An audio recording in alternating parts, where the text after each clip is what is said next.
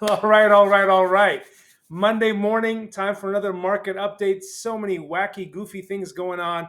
I got to get into it with you, and I'm going to show you a really cool new program that's going to help you offset some of these interest rates that are being sticky. You ready? Here we go. We're going to get started a little differently this week. We're going to start with what's on the book for this week. So, Monday, all week, every day, I think absorbing the tariff wars is going to be something that we're going to do on a daily basis. So, as you know from a couple weeks ago, the tariffs against Canada and Mexico were put on pause. Uh, the thing with China is still full blown moving forward.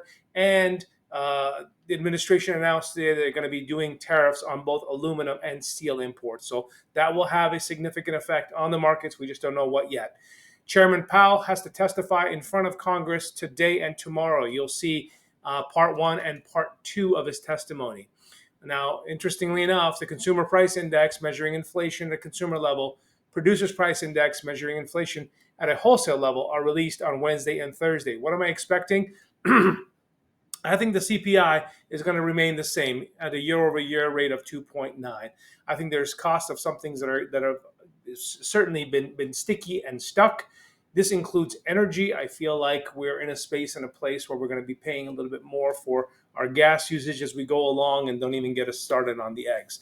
Last week was interesting because ADP jobs report was expecting 150,000 jobs creation. It came in at a whopper of 183. Again, that shows strength in the economy, good for stocks, bad for mortgage rates and bonds.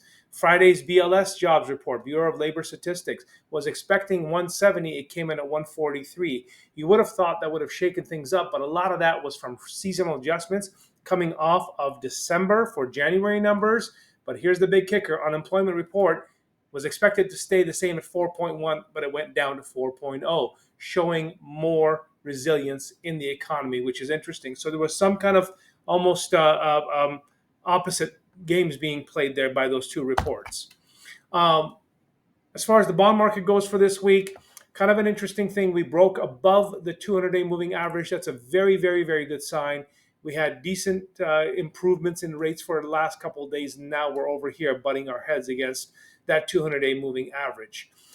There is some talk about the federal government switching and marking to market their gold reserves. If they do that, then they go from gold reserves. As an example, they bought gold at $50 an ounce. Let's say, and now it's $2,000. They'll get to mark their assets up, and that's one way they can raise money for treasuries instead of going into debt. I know that's a lot of nerdiness, but there's an opportunity, hopefully, for rates to get better if and when the treasury does that. We just still don't know the direction of the statistics on mortgage-backed securities. Kind of looks like it's going to go in for a profit taking, but we just don't know that yet. What do rates look like? Came down just a little bit. Again, guys, I told you at the beginning of the year, I think we're going to be in this 7% hold pattern for a good long while. And so far that's exactly the way that it's been. So it's hovering right around that 7%. If you got a loan less than $1,037,000, and then more than $1,037,000, your rate's going to be somewhere around here. These are national averages, as a quick reminder. Okay, so if the rates are stuck the way that they are, and people are not necessarily going to give up their mortgages in order to go and do X, Y, and Z, and or they find houses that they don't necessarily like, I have a really, really good piece of news for all my realtors and all my consumers on the call here today. So you want to pay attention to this one.